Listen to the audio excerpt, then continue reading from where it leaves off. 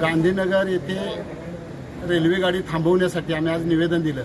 कोरोनाच्या पासून गांधीनगरमध्ये कोणत्याही प्रकारचे म्हणजे कोल्हापूरमधून जाणाऱ्या आणि पुन्हा मुंबईकडून येणाऱ्या गांधीनगरमध्ये थांबा घेत नाही, त्यामुळे मोठ्या प्रमाणात व्यापारपेठेवर परिणाम झालेला आहे।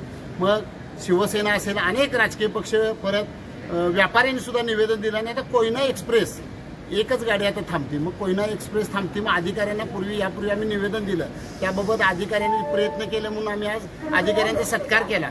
आणि उर्वरित गाड्या म्हणजे सांगली, मिरज, हातकलगडीवरून येणारे कामगार वर्ग असेल किंवा तिकडून येणारे खरेदीसाठी, कर्नाटकातून येणारे खरेदीसाठी लोकांना सुलभ व्हावं म्हणून सर्व गाड्या इथं थांबवण्यात याव्यात, याबाबत आम्ही निवेदन दिलं। आणि अधिकाऱ्यांनी सांगितलं की त्यासाठी 100% प्रयत्न करतो आणि सर्व गाड्या थांबतील अशा पद्धतीने वरती निवेदन पाठवतो आणि व्यापारपेठेला ऊर्जित अवस्थेत आणण्याचं काम करण्याचा प्रयत्न करतो, अशा पद्धतीने आम्हाला आश्वासन दिलं।